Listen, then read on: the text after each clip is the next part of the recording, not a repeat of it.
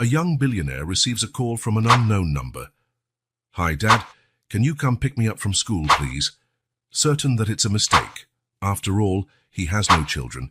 He's left speechless when he hears what the boy says next. Jack Thompson was gazing at Manhattan through the glass walls of his penthouse office. At 30 years old, he commanded a corporate empire that made the financial market dance to his tune. The sunset painted the sky in orange hues, reflecting off the mirrored skyscrapers that stretched as far as the eye could see. His moment of contemplation was interrupted by the insistent vibration of his phone on the desk. Unknown number. Jack hesitated. Years of experience had taught him that unidentified calls rarely brought good news. Still, something about that particular moment compelled him to answer. Jack Thompson. "Hi, Dad. Can you come pick me up from school?" The world stopped. The whiskey glass he was holding slipped from his fingers, shattering on the marble floor. The child's voice on the other end made his heart skip a beat. Who is this?" he managed to stammer, his usually firm voice now unsteady. "I'm Noah. I'm 5. The small voice held a tone of urgency mixed with fear. "My teacher, Miss Sarah, is helping me call because my mom, Emily, didn't pick me up today. She's sick." Emily. That name instantly took him back 6 years. The summer in Paris that had changed his life, though he didn't know it at the time. Candlelit dinners, strolls along the Seine, whispered promises under a starry sky. And then, her sudden disappearance that had never made sense. Until now. Noah. The name came out as a whisper. 5 years. His mind automatically did the math, each number like a hammer blow to his conscience. "Where exactly are you?" While the boy gave him the school's address, Jack was already on the move. His body acted on instinct, while his mind whirled with a storm of thoughts. Dad. He was a dad. The word echoed in his head like a deafening bell. "I'm coming to get you right now, Noah. Don't go anywhere." On the way to the school, his hands gripped the Bentley steering wheel so hard his knuckles turned white. For the first time in years, the powerful Jack Thompson was completely out of control. Memories of Emily flooded his mind. Her enigmatic smile, the way she fiddled with the emerald pendant she always wore, their talks about the future. How could she have hidden something so important? The elementary school building soon came into view, a cheerful structure that seemed to mock his chaotic state of mind. In the playground, a single child waited, sitting on a red bench, a Spider-Man backpack at his feet. Next to him, a woman who must have been Ms. Sarah kept a protective hand on his shoulder. Jack got out of the car on shaky legs. Each step toward the boy felt like an eternity. When their eyes finally met, it was like looking into a mirror of the past. The same cobalt blue eyes, the same unruly brown hair, even the small birthmark near the right eyebrow, a Thompson family trademark. "Dad." Noah's voice trembled slightly, a mixture of hope and fear that broke Jack's heart. "Hi, Noah." It was all he could manage to say, his throat tight with emotions he had never experienced before. The boy stood up hesitantly, then, in a sudden impulse, ran and hugged Jack's legs. The simple, pure gesture tore down Jack's last defenses. He knelt down to the boy's level, his son, and returned the hug, feeling the little body tremble slightly against his own. "Ms." Sarah approached and explained the situation. Emily had been rushed to the hospital that morning. Before losing consciousness, she had told a neighbor to look for Jack's card in a special box. The frightened boy had insisted on speaking to his father personally. As Jack signed the necessary documents to take Noah, 1,000 questions piled up in his mind. Why had Emily kept it secret for so long? How serious was her illness? What would his life be like now, with a 5-year-old child he had just met? In the car, Noah talked about his mom, about his school, about his favorite cartoons, each word a new piece in the puzzle of his life that Jack hadn't even known was incomplete. Glancing in the rearview mirror, he saw the boy hugging his Spider-Man backpack, his eyes so much like his own, heavy with worry for his mother. Jack Thompson, the man who had built an empire by predicting every market move, now found himself in completely uncharted territory. But as he drove toward the hospital, one certainty formed in his heart. His life would never be the same after that unexpected phone call. And, surprisingly, it didn't scare him as much as it should have. The Memorial Hospital towered impressively against the Manhattan night sky, its windows lit like hundreds of watchful eyes. Jack held Noah's hand as they walked through the automatic doors of the ER, the characteristic antiseptic smell filling his nostrils. The boy squeezed his hand tighter, and Jack realized he wasn't the only one who was anxious. At reception, a middle-aged nurse directed them to the 5th floor. Oncology. The word hit Jack like a bomb. Cancer. Was that why Emily had disappeared? Was this the reason for such secrecy? "Are you a relative of Ms. Miller?" asked Dr. Sarah Chen, a young-looking oncologist with experienced eyes. Jack hesitated, looking at Noah, who was distracted playing with a small car in the waiting room under a nurse's supervision. "I'm the father of her child." The doctor nodded, her expression turning grave. "Emily has an advanced stage lymphoma.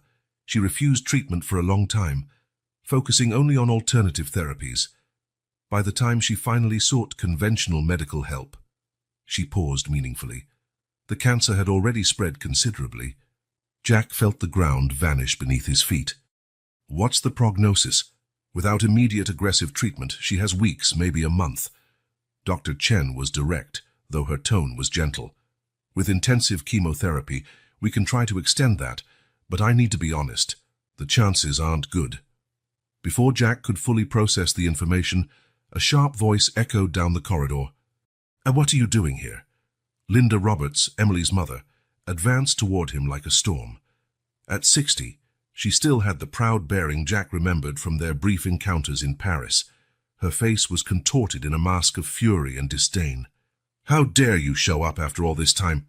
she hissed, keeping her voice low because of Noah but dripping venom in every word. "You ruined her life." "Mrs. Roberts," Jack maintained his composure, although his blood was boiling. "I only found out about Noah today. Emily never told me she was pregnant. And why would she? So you could abandon her the same way you did when you found out she was just a waitress, a nobody in your precious family's eyes." The words hit Jack like slaps. It was true that his family, especially his father, had been cruel to Emily when they discovered their relationship. The class difference had been a scandal at the time, but he had never known she was pregnant when she disappeared. "I never abandoned her," he said, his voice coming out hoarsely. "She vanished. Changed her number. Her address. I looked for her. After your father humiliated her, after your mother offered her money to disappear." Linda gave a mirthless laugh. "Emily had too much pride to accept scraps from the Thompsons." The revelation hit him like a punch to the stomach. His parents had interfered without his knowledge. Anger began to bubble in his chest, but it was cut short by a small voice. "Grandma, can I see Mom now?" Linda instantly transformed, kneeling to hug her grandson. Jack used the moment to regain his composure, his mind racing to process all he had learned. "Come on, dear." Linda took Noah's hand. "But remember, Mom's very tired, so we need to be extra quiet." Jack followed them to the room, his heart pounding. Emily was unrecognizable in the hospital bed. Her face, once full of life, was now pale and gaunt.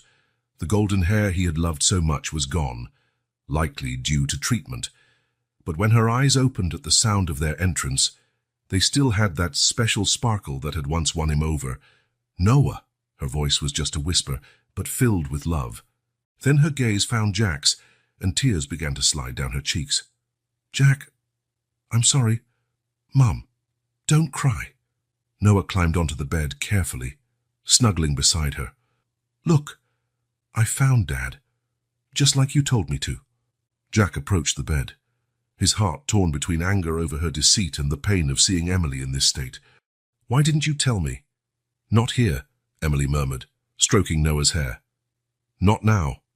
In the days that followed, Jack was swept up in a whirlwind of actions. He hired the best oncology specialists in the country, started legal proceedings for paternity recognition, and began rearranging his life to accommodate Noah. The DNA test was just a formality. One look at the boy and you could see Thompson blood course through his veins. His family reacted as expected. His mother, Victoria Thompson, tried to deny it at first, but when confronted with the evidence of her interference years before, She broke down in tears of guilt. His father, Richard Thompson, remained unyielding in his disapproval, but Jack no longer cared what he thought. "You're throwing away your future over a mistake from the past," Richard thundered during one particularly tense dinner. "No, Dad," Jack replied calmly, standing up from the table. "I'm finally correcting the mistakes of the past. Noah isn't a mistake. He's my son. And unlike you, I'm not going to let prejudice and pride destroy my family." Amid the chaos, Noah became his anchor. The boy was surprisingly resilient, alternating between moments of deep sadness and flashes of childlike joy that lit up the hospital's somber corridors. Jack found himself increasingly amazed by each new discovery about his son: his love of dinosaurs, his early aptitude for numbers, his kind heart that cared about everyone around him. But at night, when Noah finally fell asleep in the hospital armchair, Jack allowed himself to feel the weight of it all: his parents' lies, the years he'd missed with his son, and the very real possibility that Emily, the woman he'd never truly stopped loving, might not live to see Noah grow up. The truth was painful, but Jack Thompson was determined to face it head-on. For Noah, for Emily, and for the man he wanted to become. Emily Miller had always known what it meant to fight for every penny. She grew up in a modest apartment in the Bronx, where her mother Linda worked 2 jobs to support the family after Emily's father passed away prematurely. The apartment's peeling walls were decorated with magazine clippings, pictures of places Emily dreamed of seeing and universities she aspired to attend. From a young age, Emily showed a brilliance that defied her circumstances. Her exemplary grades and dedication to her studies earned her a partial scholarship at NYU, where she worked part-time as a waitress to cover the rest of her expenses. It was on one of these work nights at the elegant cafe near campus that her path first crossed with Jack Thompson's. "I'm sorry." Emily had tripped, was spilling coffee on the expensive shirt of the young economics student. She braced for an outburst of anger, but instead she got a kind smile and blue eyes that seemed to see right into her soul. "Only if you promise to let me pay for another cup of coffee, and this time sit with me to drink it," Jack replied, surprising her with his kindness. That moment marked the start of something magical. Jack wasn't like the other wealthy students who frequented the cafe. He had a genuine curiosity about life, a natural empathy that transcended social barriers. In the weeks that followed, they developed a friendship that blossomed into a passionate romance. Linda Roberts watched her daughter's relationship with apprehension. "People like them don't mix with people like us, honey," she warned, her words laden with years of disappointment. "They can pretend to be egalitarian in college, but when reality knocks at the door..." But Emily was determined to prove that love could overcome social barriers. Jack took her to places she only knew from her magazine clippings. In return, she introduced him to a world he had never known: the authentic flavor of homemade food in small Bronx restaurants, the cultural wealth of streets he used to avoid. "You make me see the world with new eyes," Jack confessed one night as they danced in the tiny kitchen of her apartment, an old song playing on the radio. Their bubble of happiness began to burst when the Thompson family came onto the scene. Victoria Thompson, with her refined accent and genuine pearls, paid a casual visit to the cafe where Emily worked. "How much?" she asked bluntly, leaving a checkbook on the table. "What's your price to disappear from my son's life?" Emily felt her world collapse, but kept her composure. "I'm not for sale, Mrs. Thompson, and neither is your son." The pressure increased.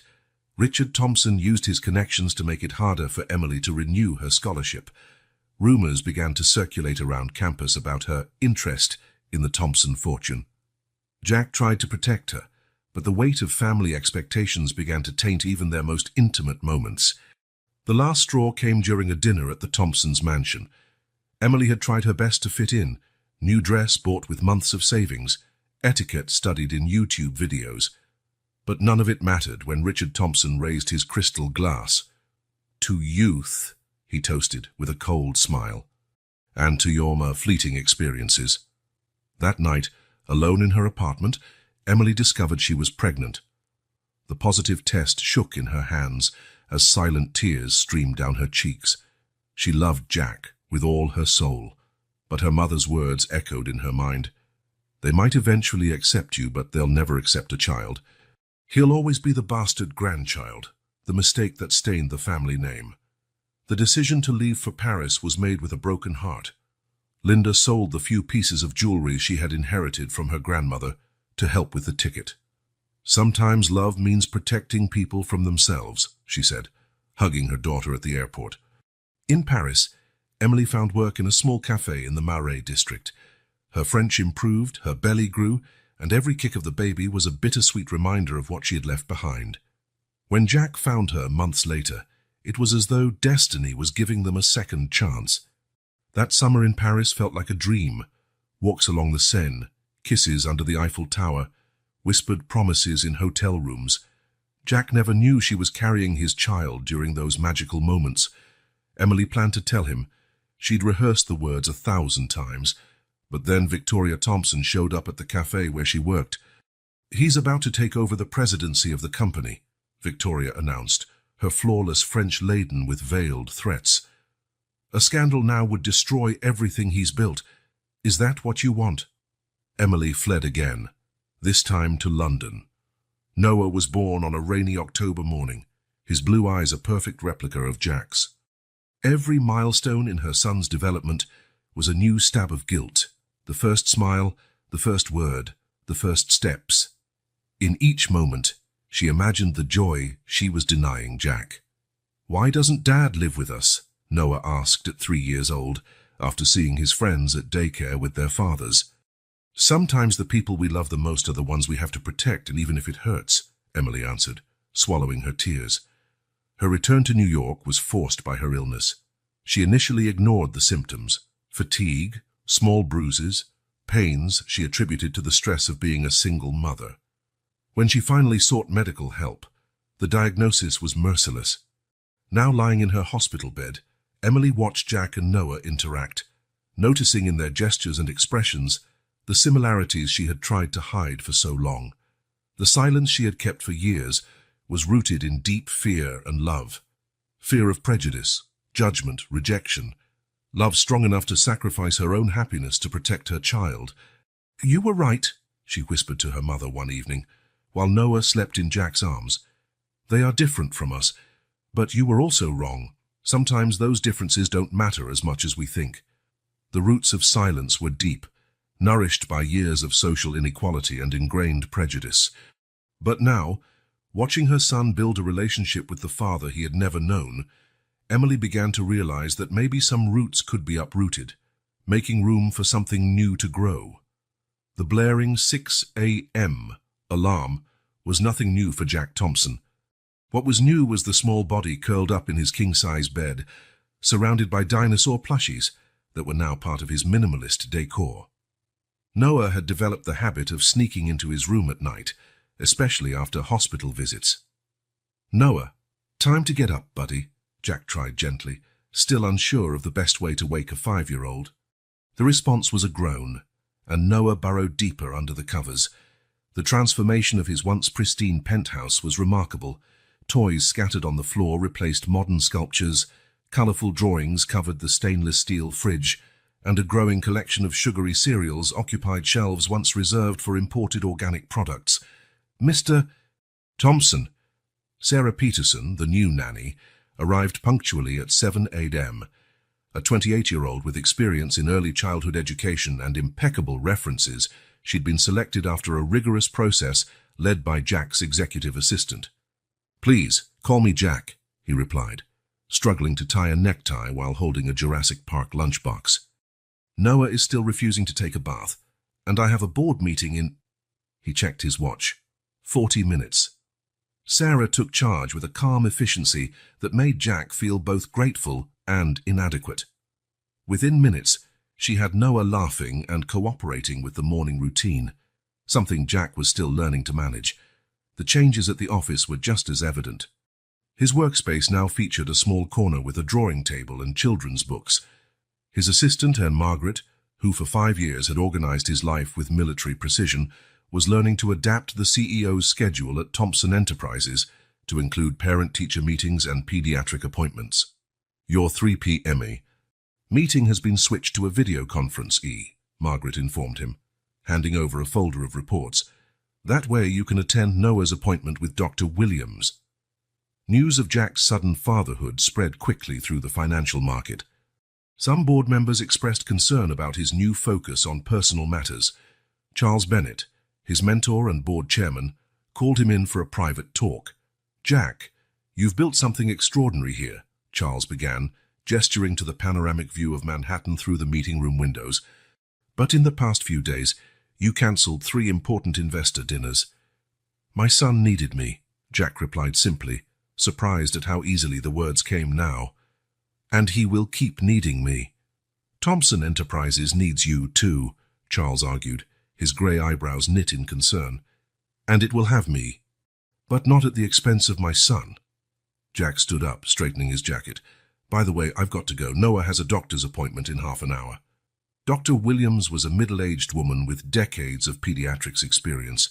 Her initial assessment of Noah was thorough, especially considering the emotional impact of recent changes in his life. "He's adapting surprisingly well," she explained while Noah played with a stethoscope in the corner of the room. "But we need to watch for any signs of anxiety or regression. His mother's situation, combined with all these transitions." Jack absorbed every word, making mental notes. His capacity for processing complex information, once devoted exclusively to market analyses and corporate strategies, now expanded to include medical terms, emotional needs, and child development milestones. The hearing for temporary custody was set for the following week. His lawyer assured him it would be a formality, especially with the positive DNA test and Emily's current condition. Still, Jack found himself obsessively reviewing each document, every medical report, every psychological evaluation. Evenings had become his favorite time of day. After dinner, which he was learning to cook with variable results, came bath time, followed by story time. Noah had a particular fondness for dinosaur stories, and Jack discovered he could use his knowledge of financial markets to create surprisingly effective analogies about different species and their habitats. "The T-Rex was like the CEO of the Jurassic World," he explained one night, making Noah laugh with his roaring impressions. "But you know who really controlled the market? The small and agile velociraptors." Sarah proved to be more than a nanny. She was an invaluable ally in Jack's new life. Besides caring for Noah, she helped establish routines, suggested age-appropriate activities, and offered guidance on how to handle the boy's increasingly frequent questions about Emily. "Why does Mom have to stay in the hospital?" Noah asked one night, his small voice laden with worry. Jack felt his heart tighten. "The doctors are trying to make her better," he replied, choosing his words carefully. "And in the meantime, we'll take care of each other, okay?" Daily visits to the hospital became part of their routine. Though weakened by treatment, Emily tried her best to stay upbeat when interacting with Noah. Jack watched their conversations, marveling at the bond between mother and son, and tormented by the time he'd lost. Late at night, in his home office, Jack often found himself looking at old photos of Emily that he'd managed to recover. The vibrant young woman in the images contrasted painfully with her current condition. Guilt and regret consumed him at times like this, always interrupted by the sound of little footsteps down the hallway.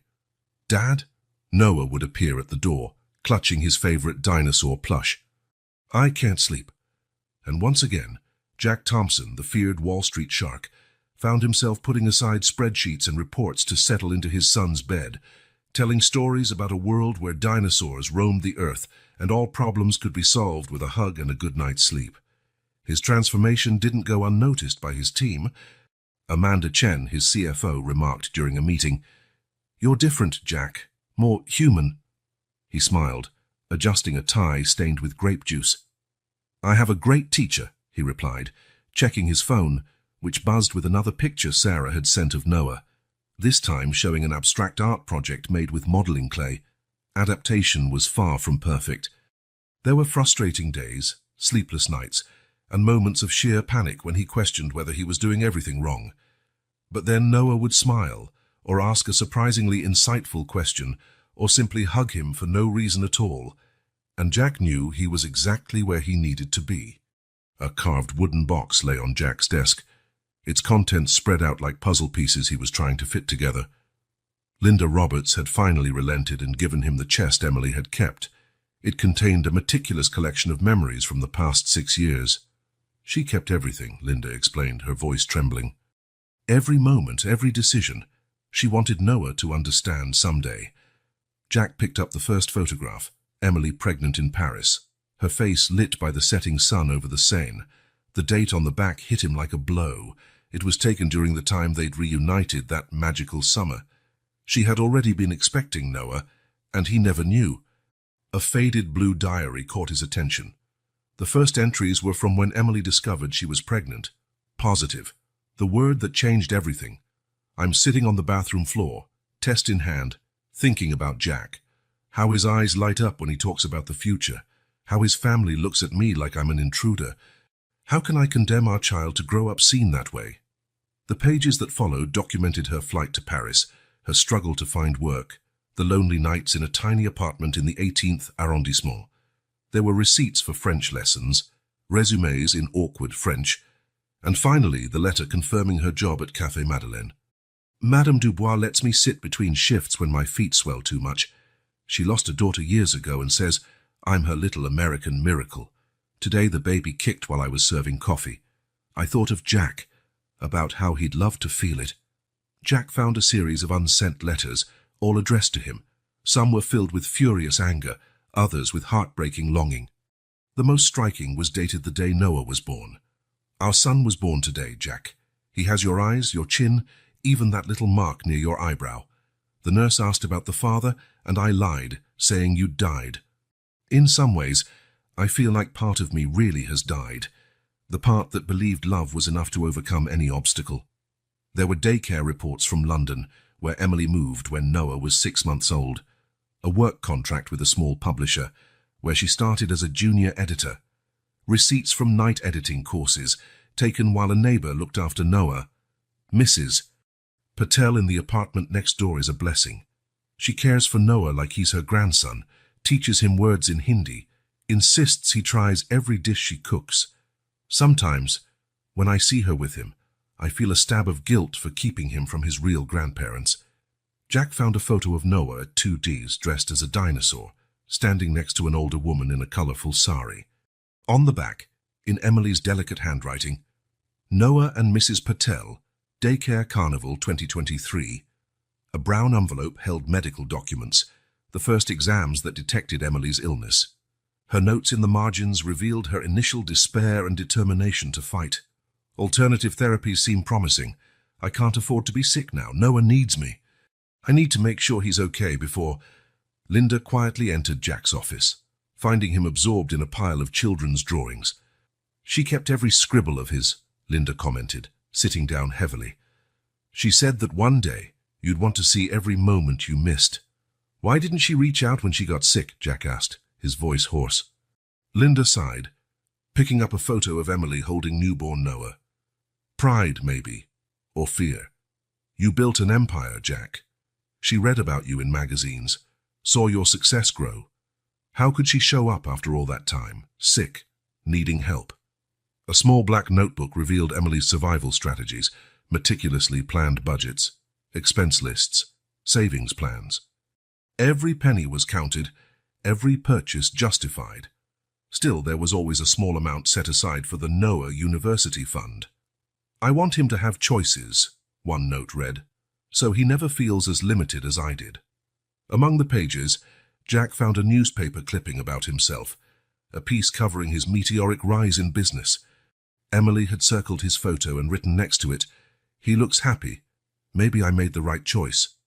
Another envelope contained pictures from all of Noah's birthday parties.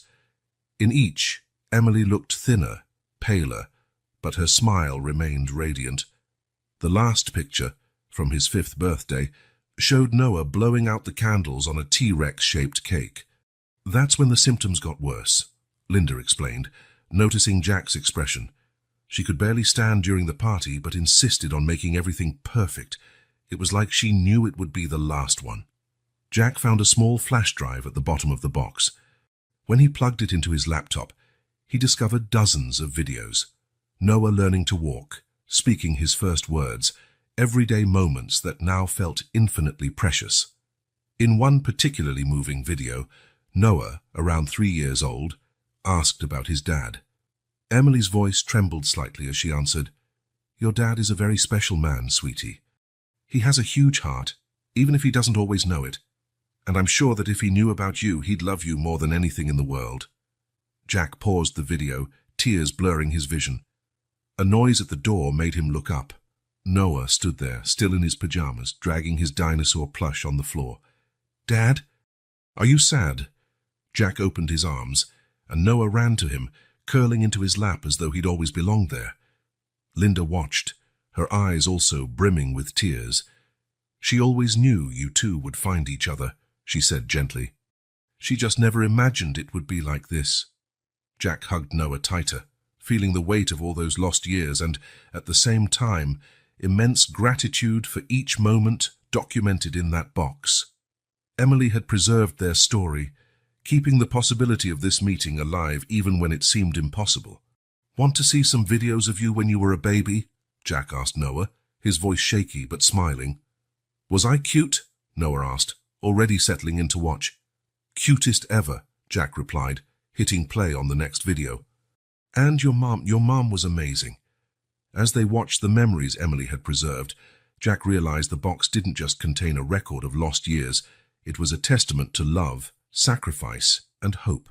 Each item told the story of a woman who had done the impossible to protect her son, ensuring that even in the toughest circumstances, Noah always knew he was deeply loved. "Are you sure you don't want me to go with you?" Sarah asked, helping Jack pack the last pieces of clothing into the small Spider-Man suitcase. "A whole weekend alone with him?"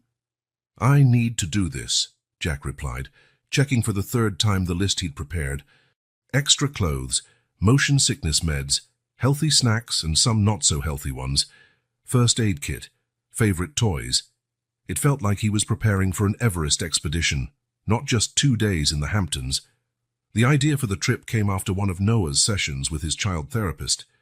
"He needs exclusive time with you, without distractions," she had advised.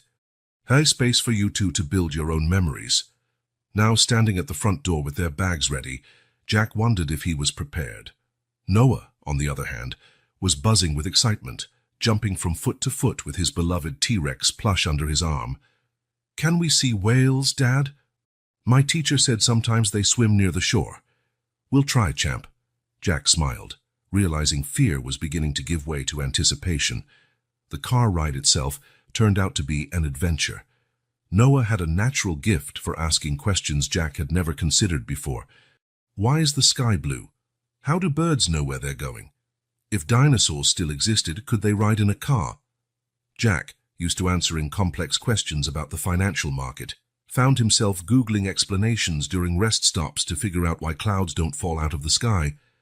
Noah's insatiable curiosity was contagious, making Jack see the world through new eyes. The beach house, usually reserved for business meetings and sophisticated parties, burst with life thanks to Noah's presence. Within hours, the pristine deck was littered with buckets and shovels, carefully selected shells, and half-built sandcastles. "Look, Dad, it's a Sandosaurus Rex," Noah declared proudly, pointing at a misshapen mound of sand which, with a lot of imagination, could be seen as a dinosaur.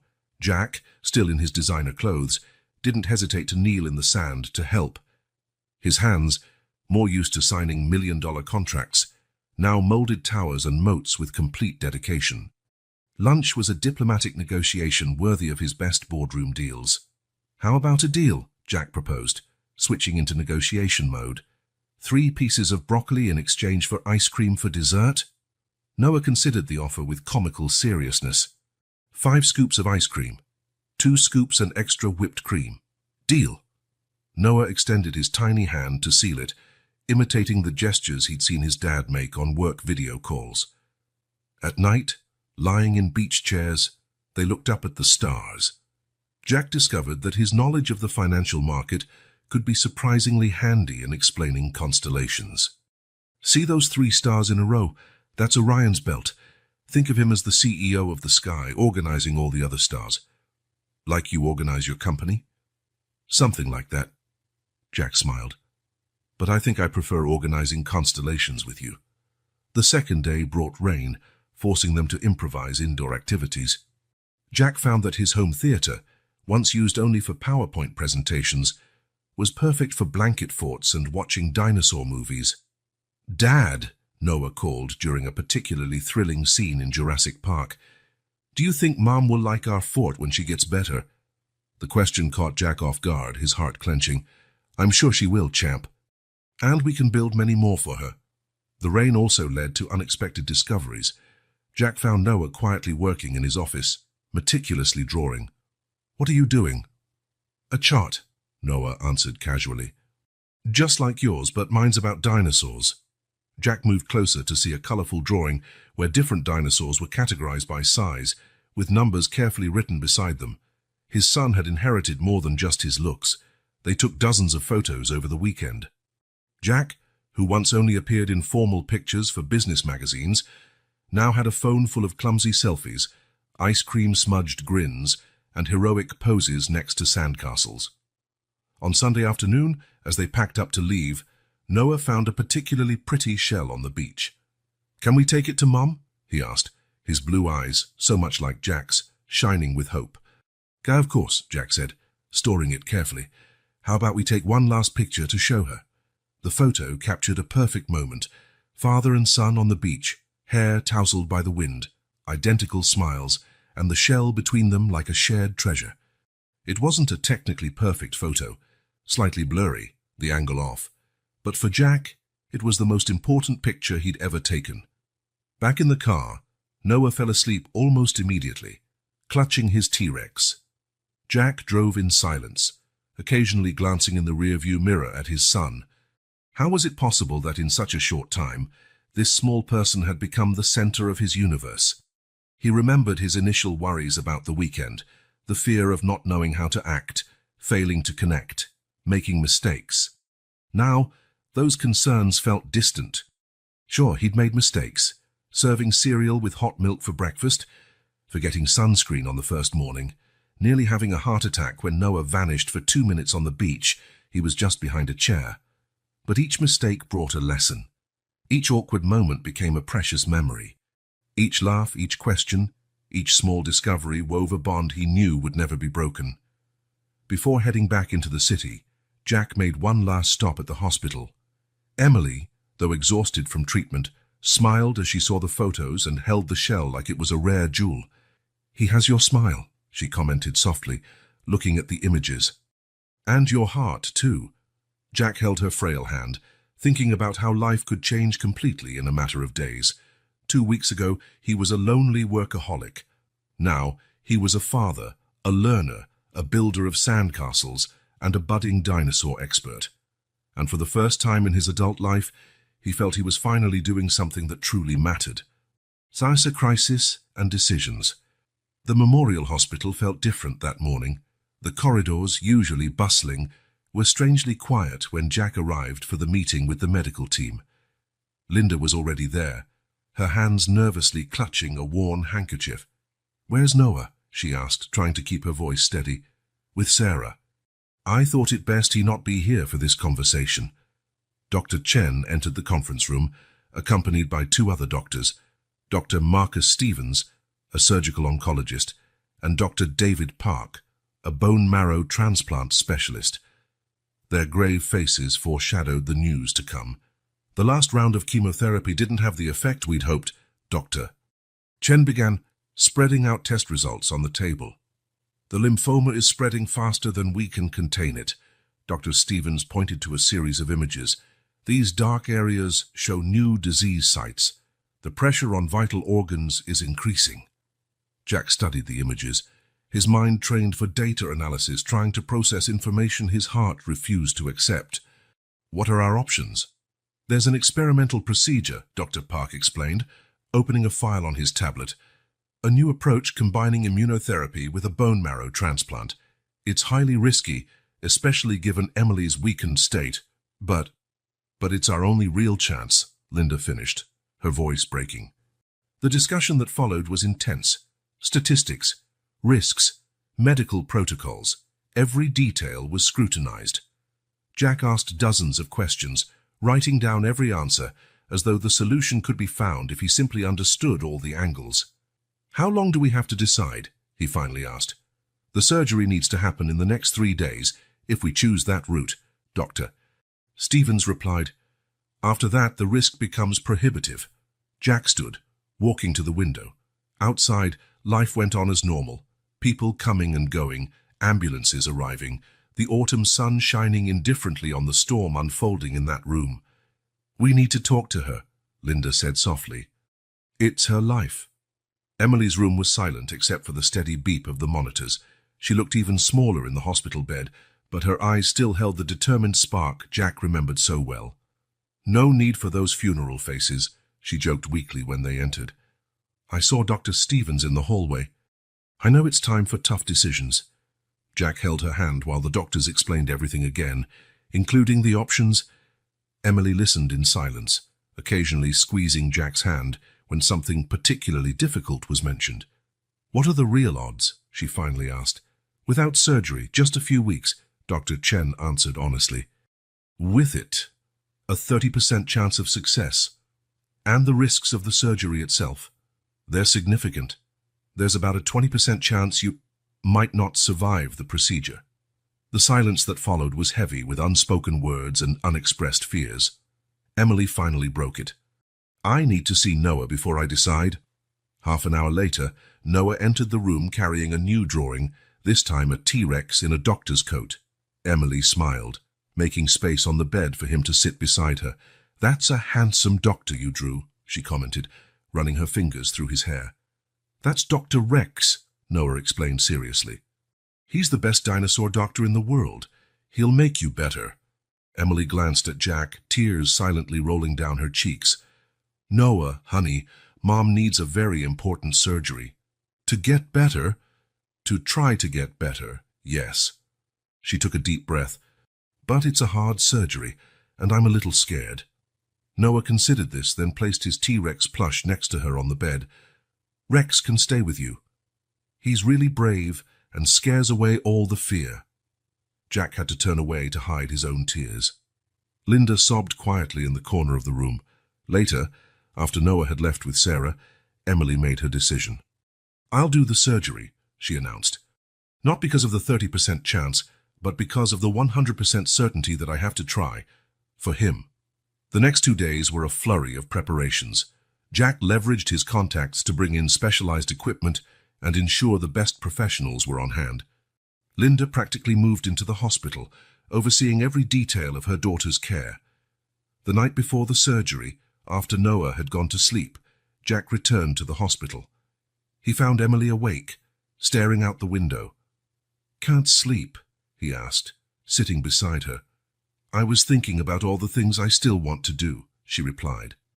"All the moments I want to have with Noah, his first day of school, his graduation, his—" "Hey," Jack interrupted gently, holding her hand. "You'll have all that. You're the strongest person I know." Emily gave a sad smile. If something goes wrong tomorrow—" "Emily, no, I have to say this." She squeezed his hand. "If anything happens, I want you to know that I never stopped loving you. Every decision I made, no matter how wrong it might look now, was out of love. For both of you." Jack leaned in and kissed her forehead softly. "I know. And we love you too. So fight tomorrow, okay? Fight with everything you have." Early the next morning, the medical team began prepping. Dr. Stevens reviewed the procedure with his staff, while Dr. Park supervised the final pre-op tests. Noah, still in his pajamas, was brought in for one last hug before the surgery. "Remember that Rex is with you, Mom," he whispered in her ear. Watching Emily's gurney being wheeled into the operating room, Jack held Noah in his arms, both waving until she disappeared through the double doors. The little dinosaur plush was perched proudly on her chest, like a talisman of hope. Now came the hardest part, the waiting. And for the first time in his life, Jack Thompson, the man who always controlled everything, could do only one thing: pray. Richard Thompson's office looked exactly as Jack remembered: imposing, cold, intimidating. Sitting behind the massive mahogany desk, His father wore the same stern expression that Jack had known since childhood. Victoria Thompson was by his side, her pearls gleaming under the late afternoon light. "We found this in the old safe." Richard slid a yellowed envelope across the desk. "Your mother thought you should see it." Jack opened the envelope with trembling fingers. Inside were documents dating back 6 years, bank transfers, confidentiality contracts, and, more disturbingly, detailed reports about Emily during her pregnancy in Paris. "You spied on her?" he asked, his voice trembling with restrained anger. "We protected the family's interests," Richard corrected, his tone icy. "She was pregnant when she went to Paris. Our investigators confirmed it. And you didn't think I had a right to know," Victoria interjected, her voice trembling. "We wanted to protect you, dear. Thompson Enterprises was at a critical point. A scandal like that." "A scandal?" Jack stood abruptly. "We're talking about my son." 5 years. You robbed me of 5 years with my child." "She took the money," Richard stated, as if that settled everything. "No, Dad. She refused." Jack shook the documents. "It's right here in your own reports. She refused every cent you offered." The silence that followed was deafening. Jack could hear his own heart pounding as the puzzle pieces fit together. His parents' secret trips to Paris, their veiled questions about Emily over the years, his mother's guilty looks the first time Noah was mentioned. "Did you know she was sick?" he finally asked. His parents' silence was enough of an answer. "My God." Jack ran a hand through his hair. "For how long?" "Our contacts in London informed us about a year ago," Victoria admitted softly, "when she started looking for treatment." Jack felt each word like a physical blow. "A year. She was dying. And you knew." Without another word, he left the office, ignoring his mother's calls after him. In the elevator, his hands trembled so badly he could barely dial his lawyer's number. "Marcus, I need you to review some documents, immediately." Hours later, in his own office, Jack was surrounded by paperwork and his legal team. The extent of his parents' interference was greater than he had imagined. There was evidence they had actively sabotaged Emily's attempts to contact him over the years. "They had no legal right to do this," Marcus explained, adjusting his glasses. "Technically, we could file a lawsuit." "No," Jack interrupted. "I don't want a public scandal. Noah's already going through enough." His phone vibrated. A message from Sarah with a photo of Noah sleeping, holding tight to his ever-present T-Rex. The image grounded him, reminding him what really mattered now. "What are our options regarding custody?" Marcus began explaining the legal procedures, but was cut off by an urgent call from the hospital. Jack's heart froze as he saw Dr. Chen's number. "Mr. Thompson, there's been a complication with Emily." The rest of the day was a blur of hospital corridors, medical jargon, and impossible decisions. Emily had developed a severe infection after surgery, complicating her already delicate condition. "We need authorization for an experimental procedure," Dr. Stevens explained. "As Noah's father and, well, given Emily's current situation, you're the closest person she has besides her mother," Dr. Chen added gently. Jack looked through the glass into the ICU, where Emily lay fighting for her life, hooked up to countless machines. Linda was at her side, whispering words of encouragement Emily might not even hear. "What did she decide about custody?" he asked Dr. Chen. "Before the surgery." The doctor handed him a sealed envelope. "She left this for you." Inside was a handwritten letter and legal documents already signed. Emily had prepared everything, ensuring Noah would stay with Jack if anything happened to her. But there was more. A detailed confession about all the attempts she had made to contact him over the years, and how each one had been systematically blocked. "When I discovered your parents were intercepting my attempts to reach out," she wrote, "I decided it was better to protect Noah from that world of manipulation and power plays. Maybe it was selfish of me, but my fear of watching my child be treated like an inconvenience, a mistake to be hidden, it was bigger than anything else. Forgive me for not fighting harder." Jack let the tears flow freely as he read the rest of the letter. Pages of explanations, regrets, and above all, hope. Hope that he would be the father Noah deserved, that he would protect his son from the same forces that had driven them apart. "Mr. Thompson," Dr. Stevens brought him back to the present. "We need your decision on the procedure." Jack looked again at Emily through the glass, then at the photo of Noah on his phone. So many decisions in the past had been made without his knowledge or consent. Now, he finally had the power to do the right thing. "Do whatever it takes to save her," he said firmly. "I'm not letting my son lose his mother. Not again." As he signed the necessary authorizations, Jack knew his life would never be the same.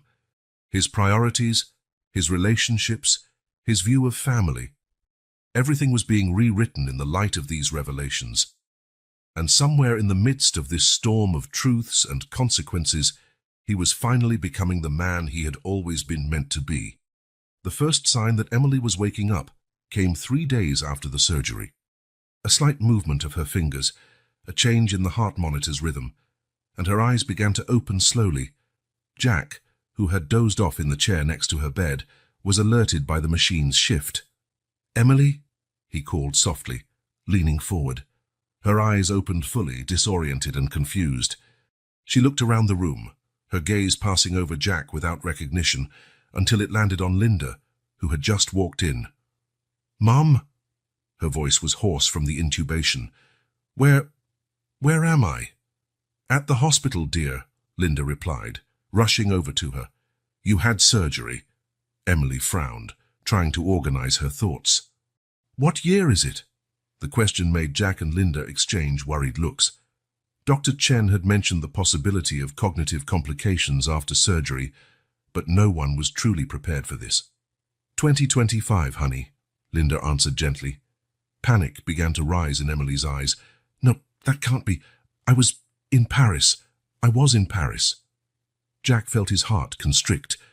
Paris, 6 years ago, when she was pregnant with Noah.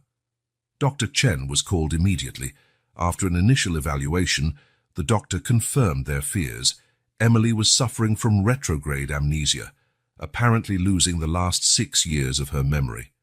It could be temporary, the doctor explained.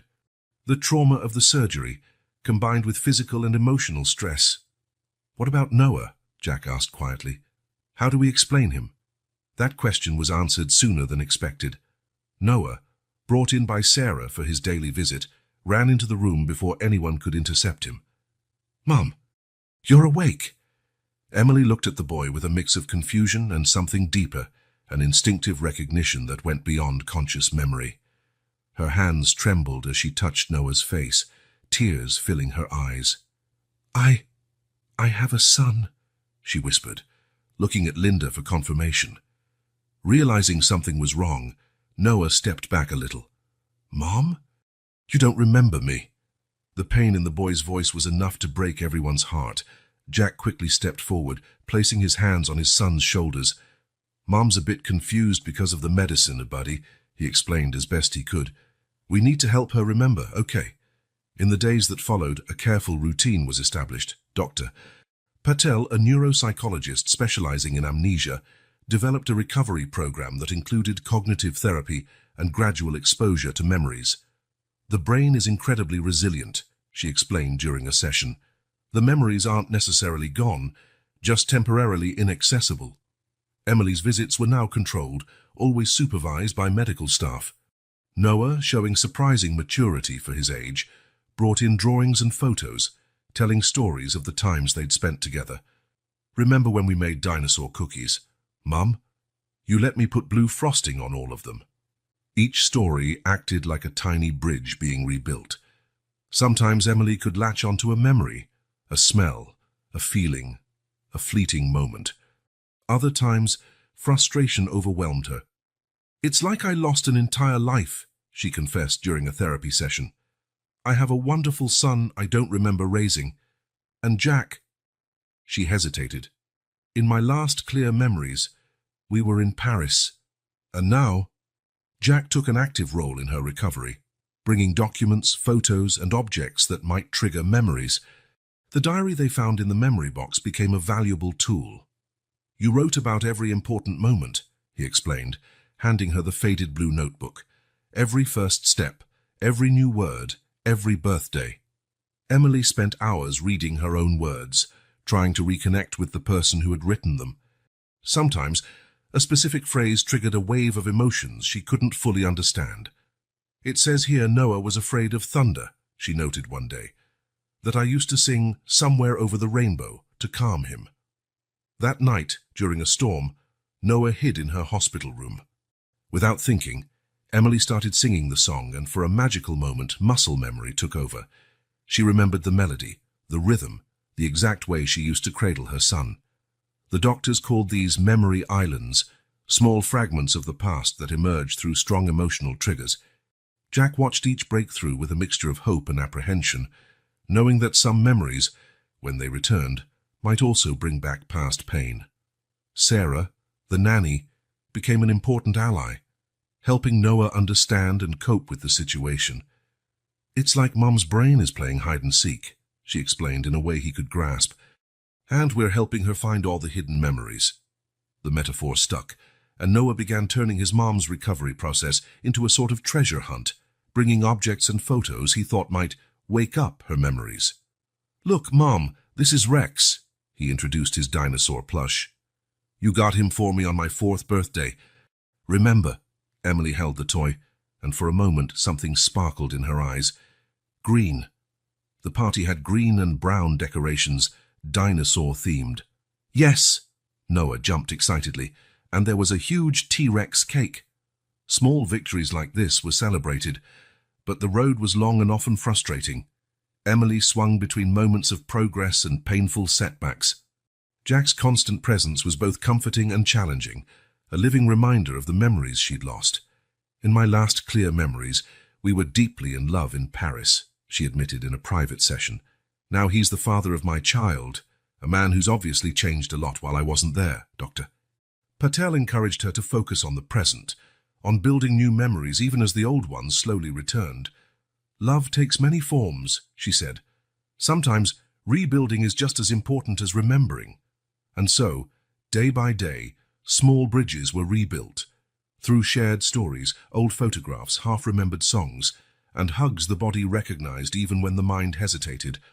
It was a slow and sometimes painful process, but each bit of progress was a victory that brought Emily closer to the life she'd forgotten. Dr. Rachel Martinez, a specialist in cognitive neurology, had an office filled with brain images of Emily. The colorful marks on her MRIs told a complex story that the doctor was trying to decipher. "The retrograde amnesia Emily is experiencing is focal," Dr. Martinez explained, pointing to specific areas on the scans.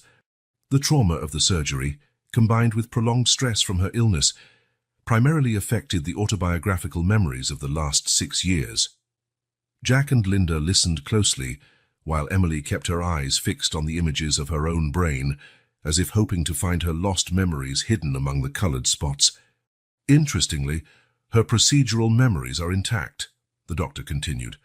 "Emily still knows how to do things she learned during that period, speak French, play the piano. It's her personal, emotional memories that are inaccessible." "It's like I watched a movie of my own life," Emily said softly, "but I can't remember the plot. I only have sensations." "Doctor," Martinez nodded sympathetically. "That's a very accurate description. That's why we'll be using a multifaceted approach to recovery." The treatment plan was intensive: cognitive behavioral therapy 3 times a week, sessions of transcranial magnetic stimulation, targeted memory exercises, and occupational therapy. Each specialist brought a different piece to the recovery puzzle. "We need to rebuild not just the memories, but also the emotional context around them," explained Dr. William Chen, the therapist assigned to her case. During sessions, he used guided regression techniques, trying to build bridges between Emily's last clear memories and her present. "Close your eyes," he guided her. "You're in Paris. It's 2019. What do you see? What do you feel?" I'm at the cafe," Emily responded, her voice trembling. "I can smell freshly roasted coffee, croissants right out of the oven. I'm nauseous. The pregnancy, but I can't show it because no one knows yet." These sessions were emotionally exhausting. Sometimes Emily emerged with small fragments of memory recovered. Other times, frustration consumed her. Noah often provided the most meaningful breakthroughs with his innocent presence. One afternoon, he brought in his favorite photo album. "Look, Mom, this is when we went to the zoo." He pointed excitedly at a picture of them feeding giraffes. "I was scared, sir, but I wasn't." Emily touched the photo gently. For a moment, a flicker of memory, the peculiar smell of the zoo, Noah's laughter, the rough texture of a giraffe's tongue on her hand. You were wearing a Spider-Man t-shirt," she whispered, surprised. "And you spilled ice cream on it." Noah's eyes widened in excitement. "Yes. And you said it was no big deal because stains are memories." Small victories like these were celebrated, but just as often overshadowed by setbacks. During a particularly difficult occupational therapy session, Emily tried to relearn how to make dinosaur cookies, a special tradition she and Noah once shared. "The dough is wrong," she murmured, tears of frustration rolling down her cheeks. "I know it's wrong, but I can't remember how to fix it." Sarah, watching from the door with Noah, stepped in gently. "How about we try a new recipe? Sometimes creating new memories is just as important as recovering the old ones." The nanny's simple wisdom proved valuable. The medical team began integrating the creation of new memories as part of Emily's recovery. "The brain is incredibly adaptable," Dr. Martinez explained during a follow-up appointment. "Sometimes new neural connections can help awaken old ones." Jack became a constant presence in the therapy sessions, acting as a bridge between the past Emily remembered and the present she was trying to reclaim. His presence was comforting, yet also a reminder of the memories she had lost. "It's strange," Emily confided during a private session with Dr. Chen. "I have clear memories of falling in love with him in Paris, but then there's this void. And now he's the father of my child, a man who's obviously been through so much that I didn't witness." The therapist encouraged her to explore these complex feelings. Sometimes the heart remembers what the mind forgets.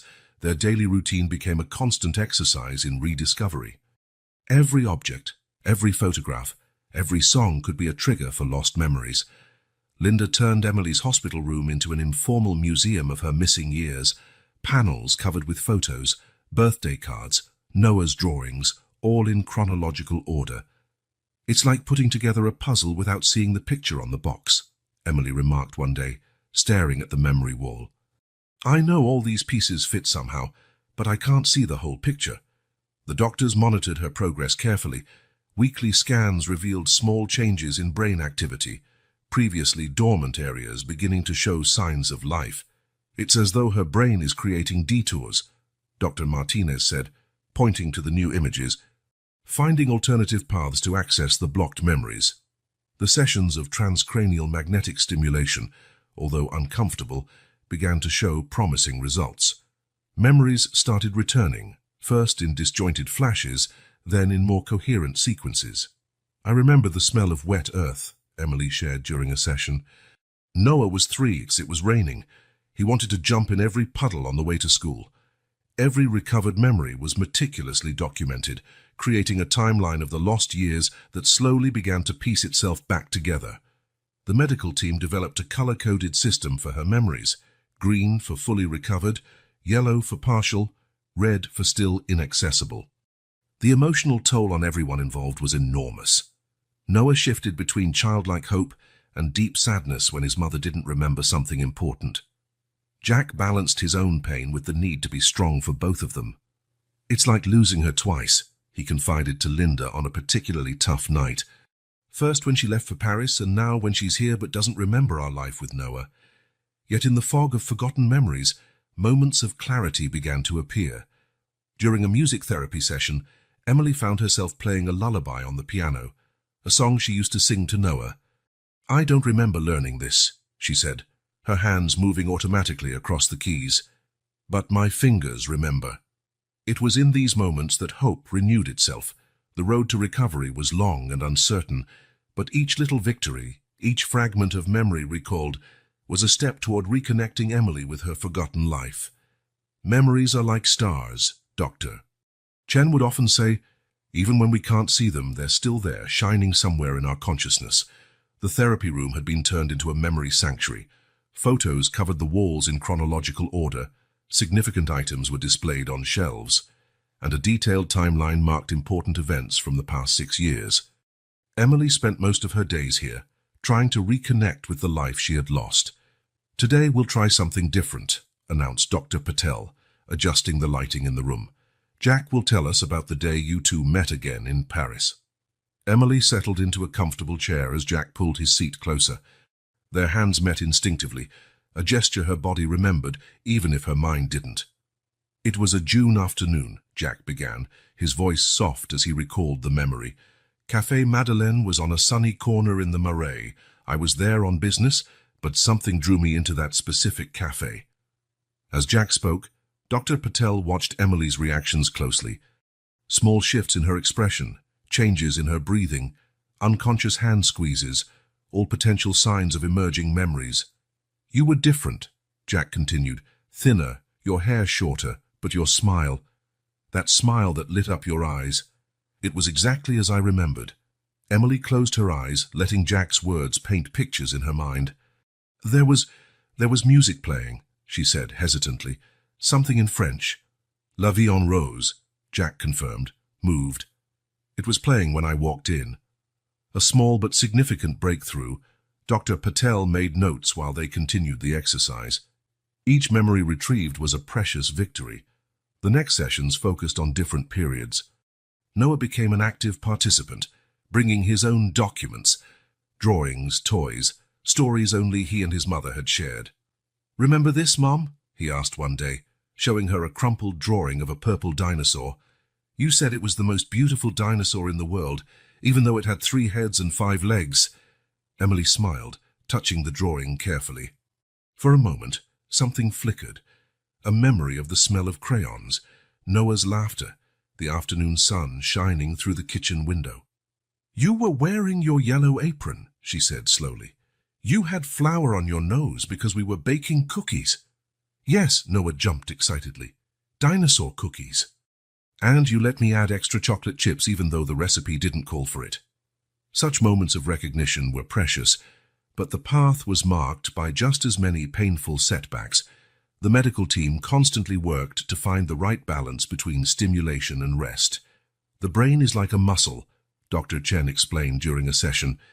"We need to exercise it, but also give it time to recover." Stimulation techniques varied daily.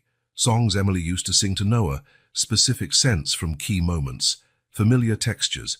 Each sense was a doorway to potentially awaken lost memories. A major breakthrough occurred during an aromatherapy session. The smell of lavender, seemingly insignificant, triggered a cascade of recollections. "The garden," Emily whispered, tears sliding down her cheeks. "We had a small garden in London. Noah helped me water the plants. He had a blue watering can with clouds painted on it." Jack quickly searched his phone and found a picture of exactly that moment. Noah, about 3 years old, proudly watering a small lavender patch. The sessions began to get more specific, focusing on particular periods or major events. Linda brought the dress Emily had worn to Noah's 4th birthday. Sarah shared videos she'd taken over the last few months, and Jack contributed emails and messages they had exchanged that summer in Paris. "It's like watching someone else's life," Emily admitted in a private session. "I know I'm the one in the photos, in the videos, but it's as if there's a glass wall between me and those memories. I can see them, but I can't feel them fully." Frustration sometimes flared up at unexpected moments. One afternoon, Noah showed Emily how she used to cut his sandwiches into dinosaur shapes. "Not like that, Mom," he gently corrected her when she tried to replicate the cut. "You always made the neck longer." The fork fell from Emily's hand with a clatter. "I should remember this," she whispered, her voice breaking. "These are such simple, important things. Why can't I remember?" Jack found a way to turn those frustrating moments into opportunities for healing. He started documenting not just old memories, but also the new ones they were creating. "Maybe not all the old memories will come back," he explained, showing Emily the new album he was putting together, "but we can make new ones that are just as special." The approach worked. Emily began to allow herself to live more fully in the present, even as she continued working to recover her past. Therapy sessions now included not only memory exercises, but also moments devoted to building new experiences. One day, during a particularly productive session, Emily started humming a tune while playing with Noah. She stopped abruptly, surprised. That song. She looked at Jack, eyes wide. I used to sing it to put him to sleep, didn't I? Every night, it was our routine. Somewhere over the rainbow. Jack confirmed, emotional. It was the only thing that calmed him during storms. It was as if a door had been opened. In the following weeks, more memories began to surface, some in vivid flashes, others in vague sensations, all contributing to reassemble the puzzle of her life. It feels like the memories have been sleeping, Emily told Dr. Patel in one session. And little by little, they're waking up. Some are still groggy, confused, but others are starting to come into focus. The medical team kept track of each improvement, adjusting her treatment as needed. Brain scans showed increased activity in previously dormant regions, and her cognitive tests revealed steady improvement. But perhaps the most significant sign of progress wasn't in the tests or scans, but in the small and everyday moments, like the time Emily automatically served Noah's cereal just the way he liked it, or completed a story Jack was telling about Paris by adding details she shouldn't have remembered. The memories are there, Dr. Patel reassured them. It's like a puzzle that's slowly putting itself together, piece by piece. Some pieces might take longer to find their place, and others might never fit perfectly, but the overall picture is forming. And so, day by day, memory by memory, Emily was rebuilding not just her past, but her sense of self. Each recovered memory was a victory. Each new moment with Noah and Jack was a treasure. Each day brought the promise of more connections to be re-established. One ordinary afternoon marked the first truly clear memory returning. Emily was in the hospital garden, watching Noah play with his plastic dinosaurs, when the distant sound of a child's laughter triggered something in her mind. "The playground," she whispered, her eyes wide with sudden clarity. "Noah, you fell off the slide when you were 3. You had on a Spider-Man t-shirt. I ran so fast." Noah paused his game, looking at her expectantly. "And you kissed my scraped knee," he added excitedly, "and said that a mom's kiss has magic powers." Emily covered her mouth, tears rolling down her cheeks. The memory was so vivid now, the sunny day, the moment of panic watching him fall, the relief when he smiled through his tears after her magic kiss. Jack, who had been watching closely, immediately called Dr. Martinez. The neurologist explained that such spontaneous recall was a very positive sign.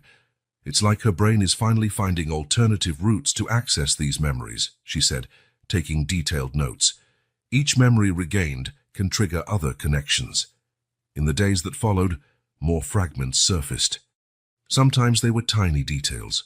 The song that played the first time Noah danced, the specific flavor of the ice cream he always ordered at the park, the texture of his favorite blanket. During a therapy session, Emily surprised everyone by reciting a rhyme she used at bedtime. "Little dino, so very brave, close your eyes, find dreams to save. Mommy is here, always will be, to watch your sleep so safe and free." "You used to say that every night," Noah exclaimed, jumping into her arms, "and you'd do this gentle hair-petting thing." He guided her hand in a familiar motion over his head. The touch triggered another wave of memories, stormy nights when Noah hid in her bed, lazy Sunday mornings with breakfast in bed, simple moments that now seemed extraordinarily precious. Jack watched these reconnections with a mix of joy and anxiety. "It's amazing to see you two like this," he told Linda during a coffee break. "But I'm scared of what will happen when the harder memories come back." Linda squeezed his hand gently. "Every memory is part of who she is, Jack, the good ones and the painful ones." She was right. Indeed, not all memories that returned were happy. One night, Emily woke up panicked, clearly recalling the moment she first noticed the symptoms of her illness. "I was so scared," she confessed in therapy. "Not for what would happen to me, but for Noah. The thought of leaving him alone." Dr. Patel helped Emily process these more difficult memories, while Jack and Noah provided the emotional support she needed. Daily routines began to take on new meaning as old memories blended with new experiences. One morning, Emily automatically prepared Noah's cereal exactly the way he liked it. Just a little extra milk, sliced bananas, and an extra drizzle of honey. "You remembered," Noah exclaimed, eyes shining. My body remembered. Emily smiled, realizing she'd done it all instinctively. It's like some things aren't just in my head but in my heart too. Jack started bringing more objects and photos from Emily's apartment in London. Each item had the potential to spark memories. A scarf knitted by Mrs. Patel, Noah's first shoes, a meticulously kept scrapbook. Look, Mom! Noah pointed to a page in the scrapbook. This is us at the zoo. You were afraid of the giraffe. The memory came in flashes. The hot day, melting ice cream, the giraffe's impossibly long neck stretching toward her. You weren't scared of anything, she recalled with a laugh. You wanted to feed all the animals. Therapy sessions now included more practical activities. Emily and Noah cooked together, recreating old recipes. Jack joined in, sharing stories of Paris and bridging the temporal gaps. A particularly powerful moment happened when Emily discovered an old music box. When she opened it, the melody of Somewhere Over the Rainbow filled the room. This was the first gift I bought for Noah, she said softly, the memory now crystal clear. I just found out I was pregnant. I was alone in Paris, but when I heard that song in the shop, I knew I'd never really be alone again. Jack felt his heart clench. How many moments like that had he missed? How many small decisions, choices and memories had shaped his son's life before he even knew of his existence? But Emily, as if sensing his thoughts, took his hand. We can't change the past, she said gently, but we can make new memories, all of us together. The medical team noted significant improvements in her scans. The areas of her brain once affected showed signs of recovery, and her ability to form new memories was growing stronger. It's like her brain is rebuilding bridges, Doctor, Martinez explained, pointing to the updated images. Some old, some new, but all leading to the same place. Her memories, her identity, her story. Noah, in his childlike wisdom, had his own explanation. It's like when I lose a Lego piece, Mom. Sometimes we find it under the couch. Sometimes we have to use a different piece, but in the end the toy still gets built. And so, day after day, piece by piece, Emily's life was being reassembled. Some memories returned in vivid bursts. Others came slowly, like photographs gradually developing. Every recalled memory was a treasure, every moment of reconnection a victory.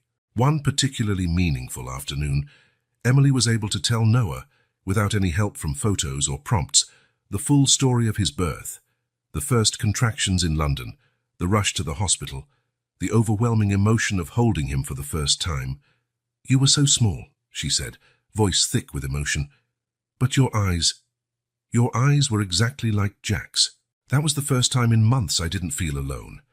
Jack, watching mother and son embrace, realized this might be the real miracle, not just the recovery of old memories, but the ability to create new ones, heal old wounds, and build a future together.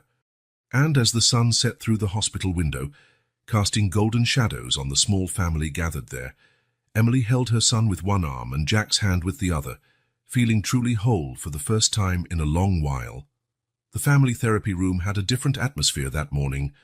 The winter sun streamed through the large windows, illuminating the space where Emily, Jack, Noah and Linda sat with Dr. Sarah Bennett, the family therapist who had been guiding them for weeks. Today, Dr. Bennett began, we're going to talk about the future.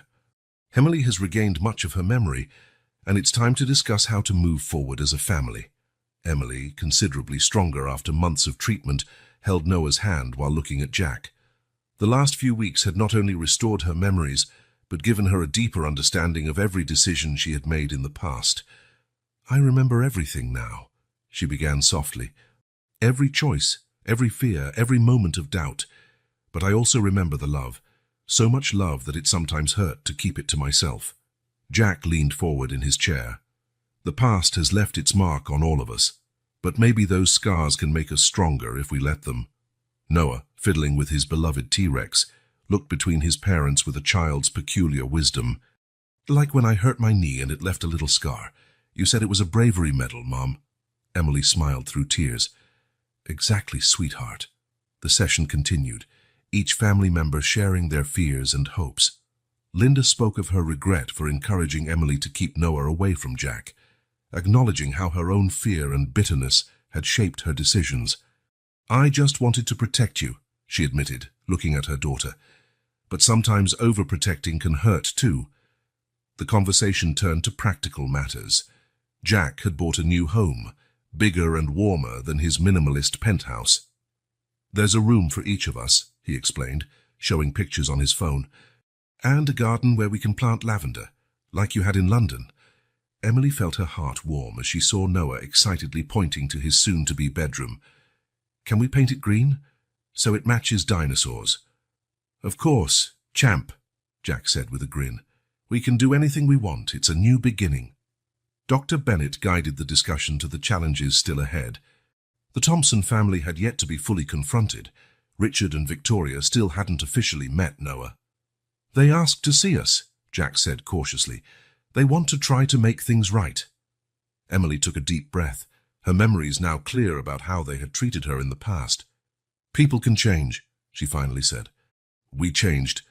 Planning for the future included decisions about Noah's education, living arrangements, and most importantly, how to balance Jack's career with the family life they were building. I've hired a CEO to handle daily operations of the company," Jack announced, surprising everyone. "I'll remain chairman of the board, but I don't want to miss any more important moments with you." The news sparked a discussion about Emily's own plans.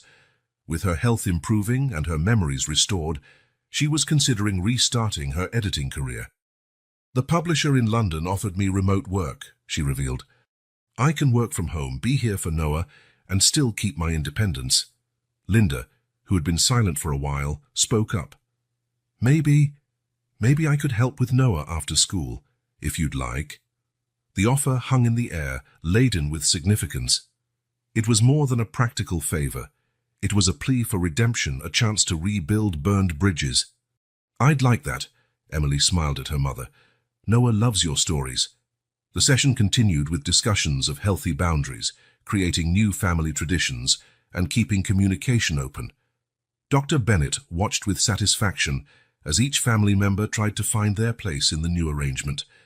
"Scars don't go away," she commented as the session ended, "but they can remind us of how strong we are, of what we've overcome." Later that day at home, Emily found Jack in the garden, watching Noah play with Sarah, who had become an indispensable part of their lives. "Sometimes I wonder," she said softly, "if everything that happened was exactly what needed to happen. If we needed that time, those experiences, to become who we needed to be for each other." Jack took her hand, interlacing their fingers. "Maybe. But now we have all the time in the world to be whoever we want to be. Together." Noah ran over to them, his eyes glowing with that endless childhood energy. "Can we plant flowers now?" "Sarah said it's the right time." Emily exchanged a smile with Jack. "Sure, honey. How about we start our own memory garden? We can plant something new for each special moment we share." The idea caught on. In the following days, small sprouts began to appear in the garden. Lavender to remember London, daisies that Noah insisted were dinosaur flowers, roses Jack recalled from their first date in Paris. It was a new kind of healing, different from medical treatments, a healing that came from creating something new together, transforming scars into stories of overcoming, building a future on the strengthened foundations of the past. And as they watched their little garden grow, Emily, Jack, and Noah discovered that some of the most beautiful flowers could bloom where once there had been only pain. The scars in their hearts, like the marks in the soil where they planted new memories, were merely the start of something more beautiful to come. The sunset painted the Manhattan sky in shades of pink and gold as Jack and Emily strolled through Central Park, their fingers naturally entwined. Noah ran ahead, chasing pigeons and laughing, his T-Rex plush securely in hand. "It's strange," Emily said, watching her son. "I have all these memories of him growing up, every precious moment we lived together. And now I have new memories forming, with you in each of them." Jack gave her hand a gentle squeeze. "Maybe this is how it was always meant to be." They stopped by the lake, where Noah was busy trying to convince his dinosaur to go fishing. They had decided to move to their new home the night before, during a simple dinner in Jack's penthouse. "Are you sure?" he had asked, after Noah fell asleep on the couch. exhausted from an afternoon spent planning his new room. This is a big step.